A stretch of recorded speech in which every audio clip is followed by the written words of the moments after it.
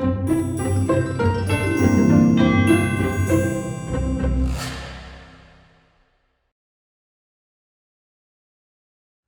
helicopter is flying with a constant horizontal velocity of 100 kilometers per hour and is directly above point A when a loose part begins to fall.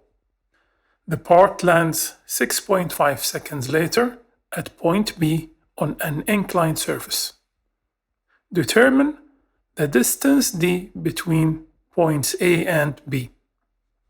Okay, so the first thing we have to do when we have an inclined surface is to find the horizontal and vertical distances of the surface. Just draw a small triangle on the side to make things clear for yourself.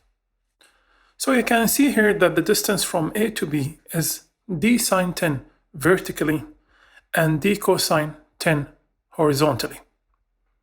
Next, let's find the initial velocity, which is given as kilometers per hour.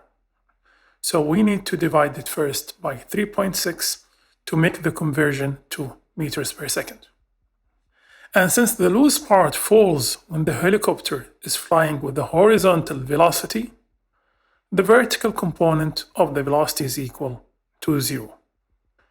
Now that the time flight is given, we can start with the horizontal equation.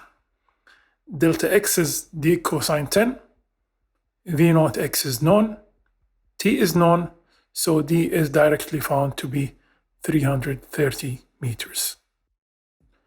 Now for the second part, the initial height h is required. So let's start first by locating our positive assumed direction from the end point. In this case, the final y is 0, which is at point B, and the initial y naught is at d sine 10 plus h. And since we have the time of flight and need to solve for a vertical distance, our clear choice will be the second equation. By applying, everything is known except h, which is calculated to be 149.9 meters.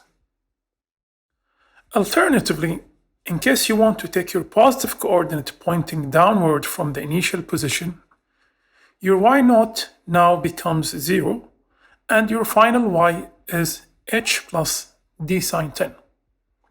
And by applying the same equation with the positive down and making sure the gravity is positive, the resulting equation will be the same.